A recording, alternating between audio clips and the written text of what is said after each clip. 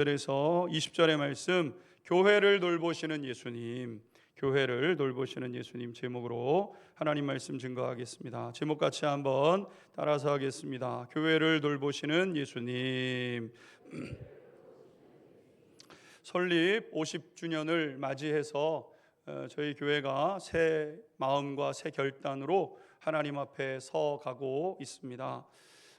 송구영신 예배 때도 말씀드렸던 것처럼 50년은 새롭게 시작할 수 있는 은혜를 주시는 희년의 해죠. 하나님께서 모든 것을 새롭게 하실 텐데 새 마음과 새 뜻을 가지고 또 새로운 결단과 믿음의 역사가 저와 우리 성도님들을 통해서 세워지고 써나가는 귀한 역사가 있게 되기를 주님의 이름으로 축원합니다. 이 설립 50주년을 기념하며 교회에 대한 메시지들을 당분간 전하고 나누려고 합니다. 어느 지역이든지 교회가 세워지는 일은 영적으로 놀라운 일이 되는 것이죠. 교회가 세워지게 되면 거짓이 드러나게 되고 그 이면에 조종하고 또 그것을 망가뜨려가는 악한 세력들도 드러나기 때문입니다. 복음의 능력이 나타나지 않는 곳에서는 귀신을 섬기는 일들이 많았고 귀신의 통제 아래서 두려움으로 떨림으로 살아갈 때가 많았죠. 어느 지역만 그런 것이 아니라 인류 전체 역사를 보게 되면 동서고금을 막론하고 모든 시대에 귀신의 역사가 있죠. 동양만 귀신이 있는 것이 아니라 서양은 서양 나름대로 귀신이 있고, 그러면 저 아프리카에는 없는가? 아프리카에도 있고 문명이 발전한 곳에도 귀신의 그러한 그 역사들이 사람들 사이에서 읽혀지고 말해지고 또 그 두려움 속에 있는 거 아니겠습니까? 점술가는 누가 교육시키는 것도 아닌데 무당이나 점술가는 세계 곳곳에 흩어져 있는 것을 보지 않습니까? 누가 전해줘서 그것이 그렇게 된 것이 아니라 그냥 모든 사람들의 문화와 같이 그렇게 있는 것을 보게 되죠. 그래서 이 동서양을 막론하고 귀신을 두려움으로 섬기는 일들이 있지 않았습니까? 우리나라만 해도 바다 나갈 때나 한 해 농사를 지을 때나 결혼할 때는 당연하고요. 날을 받잖아요. 날을 찾아가서 언제가 길일입니까? 이날이 길일입니다. 그럼 그날 결혼시키는 일들이 과거에는 얼마나 많았습니까? 이사할 때도 손 있는 날이냐 손 없는 날이냐 이런 것들을 찾아서 이사하고 그랬던 시절이 있지 않습니까? 심지어는 집에 못 하나 박을 때도 이날은 못 박아도 되는 날이고 못 박으면 안 되는 날이고 이런 날도 있었던 거 아니겠습니까? 그 일을 해야 되면 날을 잡고 또 마음이 찝찝하거나 무슨 일이 생기면 구판을 벌이고 그러면서 이제 지내오게 되었던 거죠. 왜 그렇게 했느냐? 그렇게 하지 않으면 영적으로 시달리고 건강에 문제가 찾아온다거나 재산에 손실이 오거나 이런 일들이 비일비재했기 때문 아니겠습니까? 우리보다 미개했기 때문에 그렇겠습니까? 그런 것이 아니죠.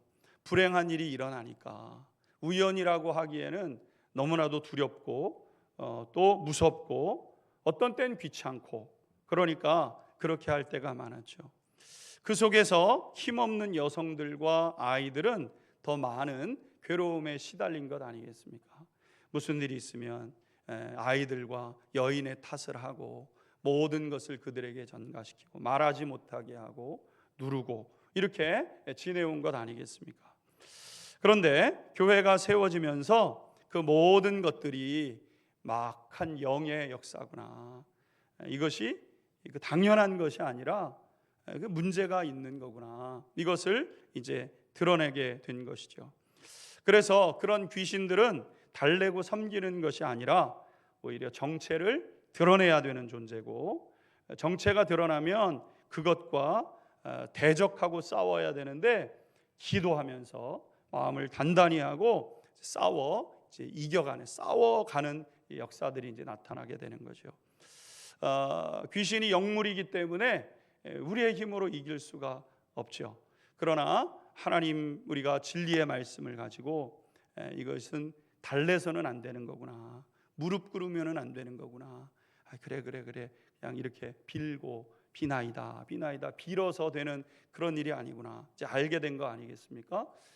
피를 흘리면서 싸우는 한이 있어도 달래서는 안 되는 존재이기 때문에 싸워서 대가 지불을 하고 많은 것을 처음에 희생하는 한이 있어도 이것을 물리쳐야 되는 존재로 확인하고 그것과 싸워가면서 우리의 삶을 복되게 세워가게 되는 것이죠.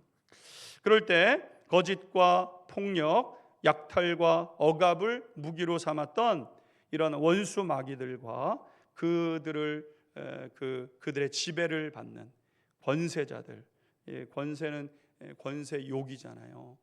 권세를 갖고 싶어하는 욕심에 사로잡혀 있는 이들을 이제 마귀가 사용하게 되는데 이제 싸우죠. 피 흘리기까지 싸웁니다.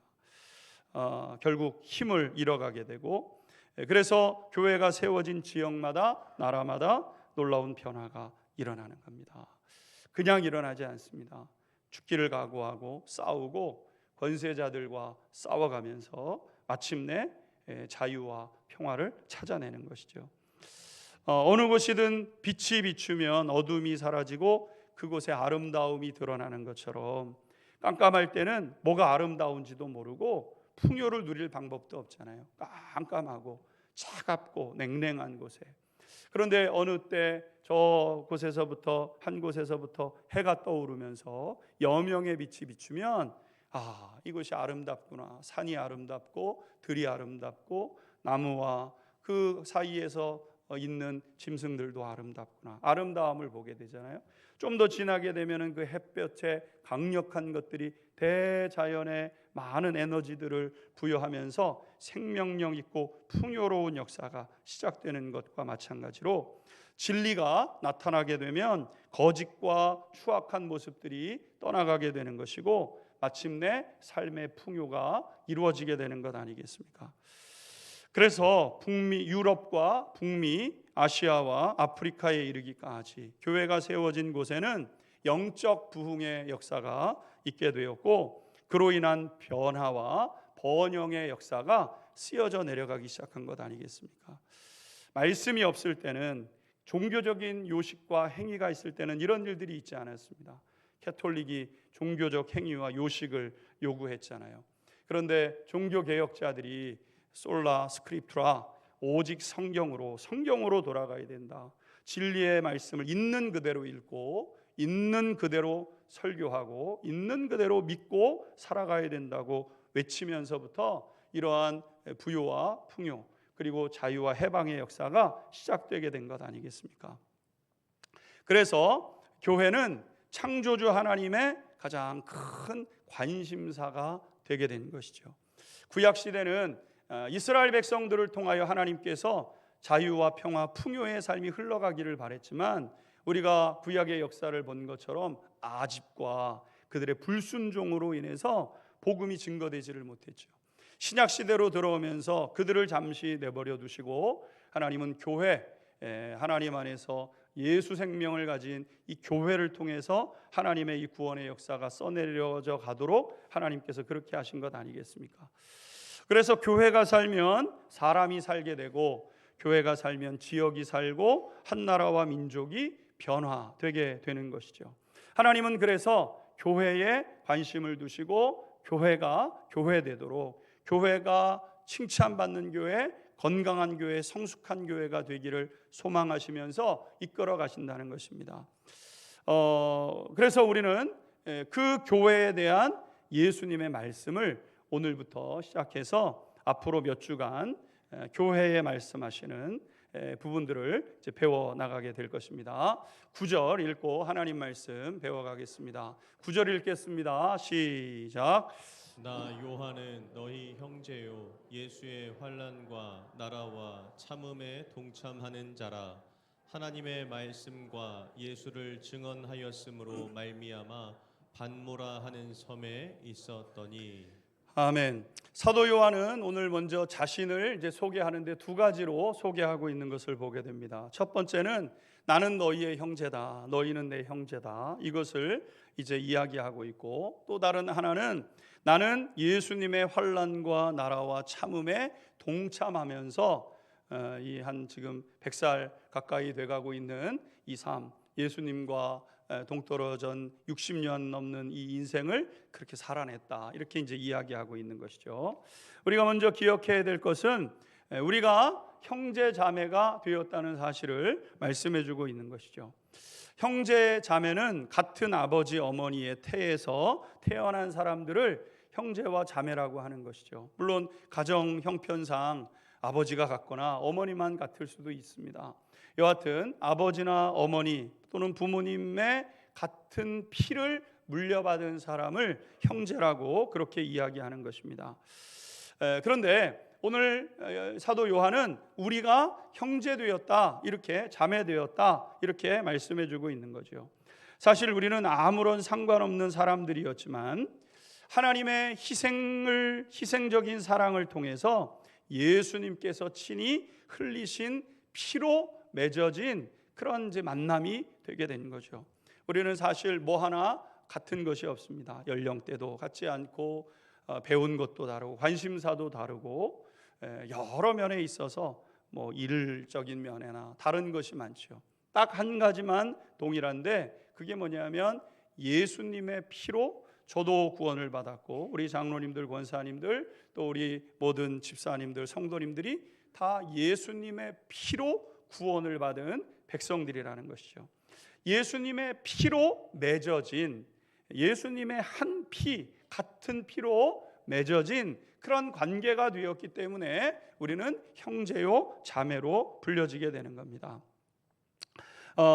그러므로 형제 자매들은 서로 이해하고 우애하며 지내는 것이 좋지요. 서로가 서로에게 돕는 자들로. 그러기 위해서는 조금 더 나은 형편을 가지고 있는 분들이 조금 더 어려움에 있는 분들에게 관대한 마음과 선의의 마음을 가지고 대해 줄 때에 우리가 이 형제 자매의 관계를 아름답게 이어갈 수 있다는 겁니다. 형제들이 여럿이 있으면 다 잘 되면 얼마나 좋겠습니까? 근데 그렇지 않을 때가 있어요. 어떤 사람은 굴곡진 인생을 우리가 다 살아가기 때문에 같은 형제요 자매들이더라도 저 밑바닥에 머물고 있는 그런 분들이 있죠.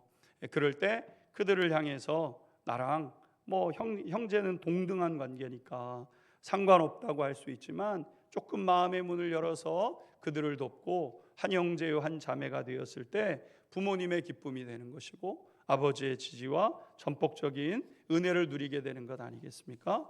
오늘 우리 사랑하는 성도님들 한 분 한 분이 형제와 자매로 부르심을 받았다는 오늘 이 사도 요한의 이 가르침과 이 말씀을 기억하면서 돌아보고 세워가고 그렇게 아름다운 관계를 만들어가는 우리 안양중앙교회가 될 수 있게 되기를 주님의 이름으로 축원합니다. 아울러 요한은 자신을 예수님의 환난과 나라와 참음에 동참하는 자였다고, 그런 삶을 지금도 살아가고 있고 살아왔다고 이야기하고 있는 것이죠.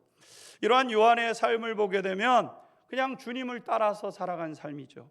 주님도 환난 당하셨고 하나님 나라를 위해서 살아가셨고 참고 인내하고 견디시면서 주님이 그 사명을 감당하신 것처럼 사도 요한도 그 길을 걸어왔다고 얘기하고 있는 겁니다. 여러분, 우리가 기억해야 될 것은 주님을 따라가는 길이 환난의 길이라는 것이죠. 왜 우리는 예수를 믿으면 복을 누리는 것이 아니라 환난을 먼저 겪느냐? 예수 믿으면 먼저 환난을 겪습니다. 그리고 복이 그 다음에 따라오게 되는 것이죠. 복부터 받고 나중에 환난을 받는 것이 아니라 예수를 믿으면 첫 번째 환난이 따라오게 되는 것이고 그리고 그 후에 복이 주어지는 것이죠. 이것은 당연한 이치라고 예수님께서 말씀하셨죠. 요한복음 15장 18절과 19절 말씀을 보게 되면 이렇습니다. 두 절 읽겠습니다. 시작. 세상이 너희를 미워하면 너희보다 먼저 나를 미워한 줄을 알라. 너희가 세상에 속하였으면 세상이 자기의 것을 사랑할 것이나 너희는 세상에 속한 자가 아니요 도리어 내가 너희를 세상에서 택하였기 때문에 세상이 너희를 미워하느니라. 아멘. 세상이 너희를 미워하면 너희보다 먼저 나를 미워한 줄을 알아라. 그렇죠. 예수님은 미움을 받으셨잖아요.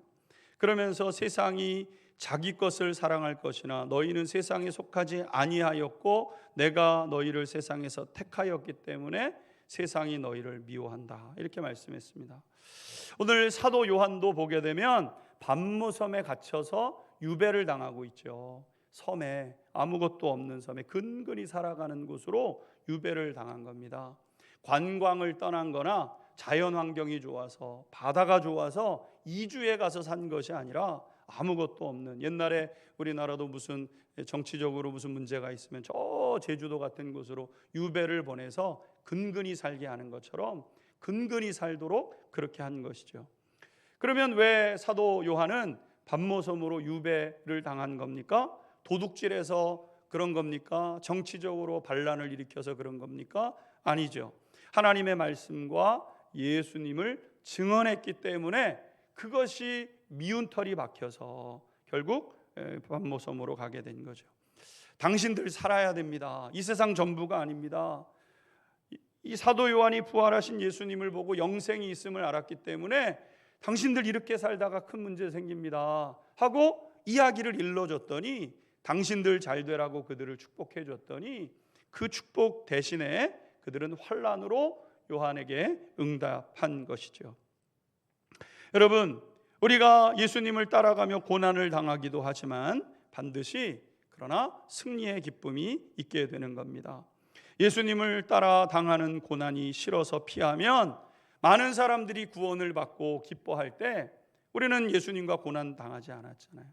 근데 고난 받아서 예수님과 함께 그 칭찬을 받고 잘했다라고 예수님이 인정하실 때 우리는 아무것도 한 것이 없어서 멀뚱멀뚱 쳐다보는 인생 되는 것 아니겠습니까? 그러므로 주님과 함께 믿음의 여정을 걸어가면서 주님 때문에 고난당하는 삶을 택하는 것은 복된 것이죠. 마침내 환희와 기쁨과 승리를 누리는 삶을 보장받기 때문인 것입니다. 그러므로 우리 안양중앙교회 모든 성도님들 한 분 한 분마다 사도 요한이 고난당하고 환난당한 것처럼, 예수님이 그렇게 하신 것처럼 어떤 상황과 형편에 놓이든지 두려워하지 말고 주님의 뒤만 따라가는 저와 우리 성도님들이 되시기를 주님의 이름으로 축원합니다. 두 번째, 예수님은 놀라운 모습을 요한에게 보여주셨다는 겁니다. 먼저 요한은 뒤에서 나는 나팔 소리와 같은 큰 음성을 듣는 상황을 만나게 되었다는 거죠. 오늘 본문 10절 말씀입니다. 같이 한번 읽겠습니다. 시작. 주의 날에 내가 성령에 감동되어 내 뒤에서 나는 나팔 소리 같은 큰 음성을 들으니. 아멘. 주의 날에, 주님이 정하신 날에, 내가 정한 날이 아니라 주님이 정하신 날에 주님이 찾아오셨다는 거예요. 그럼 이게 중요하죠. 내가 정해서 내가 만나고 싶다고 주님 만나는 것이 아니라 주님이 만나 주시기로 결정하신 그 날에 주님을 만나는 거예요. 주님이 찾아오셨다는 거예요, 요한을. 근데 뒤에서 큰 소리로 이렇게 말씀하셨다는 거예요. 내가 보게 될 것을 7 교회에 보내라. 이렇게 말씀하신 거죠. 큰 음성이 들려서 요한이 무슨 소린가 하고 소리 나는 뒤쪽을 돌아다 보게 되니까 거기에 먼저 자기의 눈에 띄었던 건 뭐냐면 예수님이 아니라 금촛대였다는 겁니다. 순금으로 반짝반짝 영롱하게 빛나고 있는 금촛대가 눈에 띄게 되었다는 거죠. 근데 금촛대를 어렴풋이 보고 있는데 그 사이로 지나가는 어떤 생물이 보이게 된 거죠. 그래서 그 시선을 따라서 그것을 보게 되었더니 바로 그가 발견하게 된 것이 있었는데 바로 예수님의 모습을 발견하게 되었다는 겁니다. 13절에서 16절 같이 읽도록 하겠습니다. 시작. 촛대 사이에 인자 같은 이가 발에 끌리는 옷을 입고 가슴에 금띠를 띠고 그의 머리와 털의 희기가 흰 양털 같고 눈 같으며 그의 눈은 불꽃 같고 그의 발은 풀무불에 단련한 빛난 주석 같고 그의 음성은 많은 물소리와 같으며 그의 오른손에 7별이 있고 그의 입에서 좌우에 날선 검이 나오고 그 얼굴은 해가 힘있게 비치는 것 같더라. 아멘. 예수님의 모습이 보였습니다. 예수님의 모습을 볼 때 발에 끌리는 옷을 입고 가슴에는 금띠를 띠시고 머리카락과 온몸에 그 털은 흰 털이 되어져서 눈이 부실 정도로 하얀 모습이었고, 눈은 불꽃 같은 이글이글거리는 모습이었고, 발은 아주 단단한, 아주 쇠와 같이, 무쇠와 같이 단단하게 버티고 서 계신 모습이었고, 음성은 많은 물소리, 폭포수와 같이 거대한 그런 소리였고, 오른손에 7뼈를 꽉 붙잡고 계시고, 입에서 좌우에 날선 검과 같은 것이 나오고, 얼굴은 해가 힘있게 비치는 모습처럼 그냥 빛이 비춰지는 그러한 이제 모습이었다는 거죠. 이 모습이 명확했다는 것입니다. 분명하고 눈에 선명한 아름답고 찬란한 모습이었고, 의심할 것 없이 부활하신 예수님이시구나, 부활하신 예수님이구나, 이것을 이제 깨닫게 되었다는 겁니다. 여러분, 우리가 여기서 한 가지 분명한 사실을 보게 되죠. 그것은 무엇이냐면 부활의 모습은 모호하지 않다는 겁니다. 부활의 모습은 분명하다는 거예요. 천국 가면 어떻게 됩니까? 모르겠는데요. 가봐야 알겠는데요. 이거는 성경을 모르는 분들의 얘기예요. 성경은 분명히 우리가 어떤 모습으로 부활의 몸을 입고 살아갈 것인가를 오늘 분명히 우리에게 나타내주고 말씀하고 있는 것이죠. 예수님은 이 땅에 계실 때는 그 육신적으로 보면은 흠모할 것이 없다고 했습니다. 이사야서가 예언한 것처럼 예수님의 모습은 외적으로 보게 되면 매력을 느낄 만큼 아름답거나 그러지 않았다는 거예요.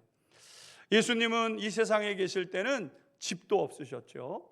옷도 두 벌옷이 없으셔서 한 벌로 지내신 분이 예수님이시잖아요. 십자가에서 죽으실 때는 온 몸이 채찍으로 맞고 상하셔가지고 상할 대로 상한 몸으로 십자가에서 죽으신 것 아니겠습니까? 그러니까 몰골과 형상이 이루 말할 수 없이 참혹할 만큼 그런 모습으로 이 세상에 계실 때는 죽음을 당하신 것이죠. 그러나 예수님이 부활의 몸을 입으셨을 때는 놀랄 만큼 영광스러운 모습이어서, 요한이 예수님을 3년 동안 같이 생활했던 그 요한이 예수님과 전혀 다른 모습이었거든요. 근데 보면 알았던 거예요. 아, 예수님이구나.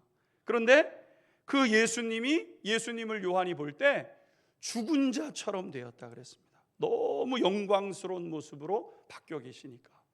살아 계실 때도 요한이 흠모할 만한 그런 모습이었는데, 그런 정도가 아니라 예수님을 보는 순간 너무나도 이 감격에 차오르는, 뭔가 경이롭고 뭔가 우리가 설명할 수 없을 만큼 아름다운 것을 보면 숨이 막힐 정도가 된다 그러지 않습니까?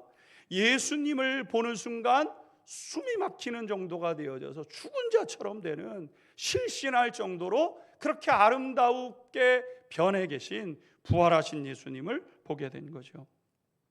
여러분, 이 부활의 모습은 하나님께서 구원받은 우리들에게도 주시기를 원하시는 모습이라는 거예요. 할렐루야.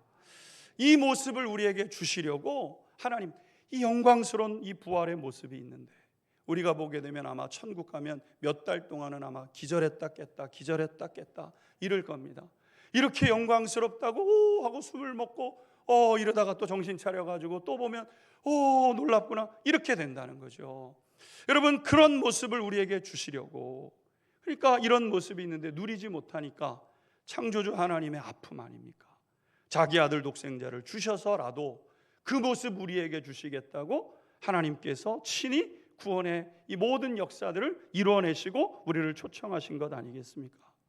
여러분, 부활의 모습은 무엇을 상상하든 너무나도 놀랍고 두려울 만큼 영광스러운 것이고, 그것을 주시는 것을 기뻐하신다는 것, 이게 하나님의 마음인 것이죠. 우리는 이 세상에서 가난하고 병들고 미천한 삶을 살지만 하나님께서 우리에게 부활의 몸, 새 몸을 주시는데 아름답고 찬란한 몸을 주신다는 거예요. 우리가 이렇게 시간이 지나가면 피부도 좀 이렇게 시큼시큼해지고 이렇게 하니까 우리가 그 성형외과 같은 데 가가지고 미백도 하고 뭐 이렇게 땡기기도 하고 여러분 이렇게 하잖아요. 근데 이건 천국 가면 그것과 비교될 수 없다는 거예요. 우리가 백화점 가면 좋은 옷이라 그래가지고 몇십만 원 혹은 뭐 그 이상의 비용을 지불하고 옷을 사가지고 우리가 자랑하고 뽐내지만 천국에서 부활의 모습은 그것과 비교할 수 없는, 여러분 우리가 백화점에서 뭐 몇백만 원짜리 입었다고 해서 누가 이렇게 놀라거나 기절하지 않잖아요. 근데 부활의 몸을 보는 순간 죽은 자처럼 될 만큼 영광스러운 모습으로 바꿔주신다고 말씀했습니다. 사랑하는 성도 여러분, 우리가 하나님께서 주신 이 놀라운 생명의 역사, 부활의 약속을 잃어버리지 않고 그것을 반드시 성취하는 우리 성도님들이 되시기를 주님의 이름으로 축원합니다. 마지막으로 예수님은 두려워하는 요한을 위로해 주셨다는 겁니다. 17절에서부터 19절 말씀입니다. 17절 읽겠습니다. 17절 시작. 내가 볼 때에 그의 발 앞에 엎드려져 죽은 자 같이 되매 그가 오른손을 내게 얹고 이르시되 두려워하지 말라 나는 처음이요 마지막이니. 아멘. 여기까지 읽겠습니다.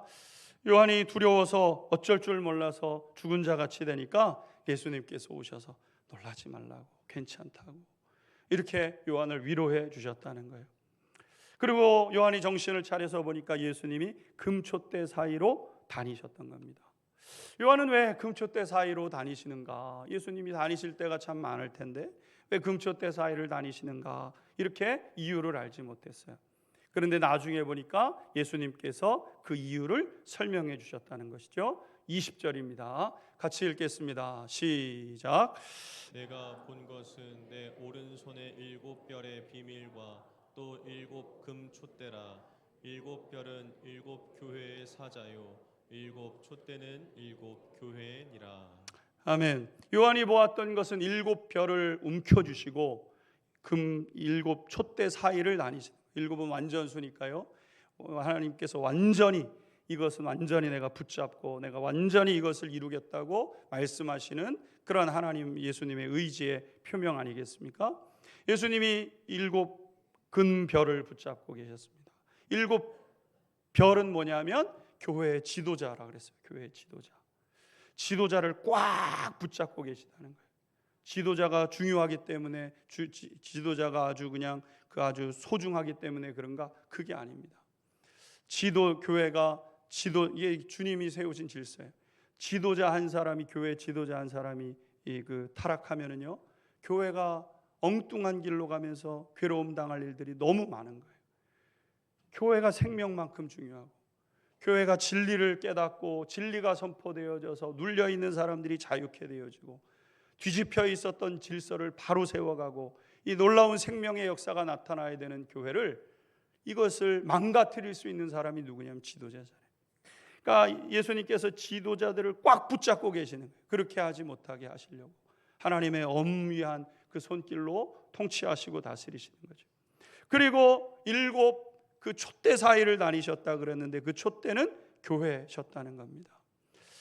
전능하신 예수님, 죄인을 용서하시고 병든 자를 고치시고 죽은 자를 살리셔서 새 삶을 살게 하시는 그 예수님께서 어디를 다니셨냐면 교회를 다니셨다. 교회. 7금 촛대 사이사이 다니시면서 교회 다니시면서 예수님이 신방하셨다는 거죠. 그러므로 우리가 무엇을 배웁니까? 놀라우신 예수님을 만나기 위해서는 교회로 나와야 된다는 거예요. 왜? 예수님이 교회로 다니시니까. 우리의 유일한 구원자 예수님이 다니시는 곳은 학교나 병원이나 시장이나 극장이 아닙니다. 우리가 시장이나 극장 같은 데 가면은 뭘 보면은 눈물을 뚝뚝 흘리면서 울지만 여러분, 그걸로 예수님 만나는 게 아니에요. 시장에 가게 되면은 우리 가운데 살 수 있는 것도 많고 누릴 수 있는 것도 많아 가지고 다 시장을 가지만 여러분, 거기서 예수님 만나는 게 아닙니다. 예수님은 금촛대 사이 교회를 신방하면서 다니고 계시기 때문에 예수님을 만나기 위해서는 여러분, 교회에서 예수님을 만나기 때문에 교회로 나오셔야 되는 거예요. 여러분, 주님은 지금도 온 교회를 찾아다니시는 거예요. 계시록에 분명히 우리에게 말씀하고 계시고, 교회를 순회하시고 교회를 신방하시면서 오시는 거죠. 그렇게 주님이 오시면 무슨 일이 벌어집니까? 고통당하는 이들에게 용서와 자유를 주시는 거예요. 세상 어디에서도 누릴 수 없는데 어느 날 예배할 때 내 마음의 풀어짐을 경험하게 되죠. 그렇구나. 내가 받았던 상처와 아픔에서부터 내가 벗어나야 되겠구나 깨달아지고, 그리고 하나님의 그 뜻을 깨달아서 결심하고 하나님이 주시는 자유와 그 회복의 역사를 경험하는 거예요. 어떤 사람들은 예수님이 친히 오셨을 때 병이 고쳐지고, 주님이 이 땅에 2000년 전에 오셨을 때 갈릴리에서 주님 오신 그곳에서 병자들이 고침을 받고 죄인들이 사함을 받고 새 삶을 살기 시작하고 그랬던 것처럼, 주님을 만나는 그곳에서 내가 아무리 애쓰고 수고해도 안 되었던 그 일들이 일어나고, 또 그것이 내 삶 가운데 역사되고 회복되는 것들을 경험하게 되는 것이죠. 사랑하는 성도 여러분, 주님이 언제 우리 교회에 오실지 모릅니다. 그러나 주님이 오시게 되면 이런 역사가 있어요. 우리가 주님의 말씀을 우리가 배워가면서 우리는 어떤 교회로 준비하고 있어야 되는가? 교회를 앞으로 살펴보겠지만 어떤 교회는 책만 받는 교회만 있어요. 책망거리만 있습니다. 주님이 오시면 책망부터 하세요. 어떤 교회는 칭찬하시고 위로해 주시고 격려해 주시는 교회도 있어요.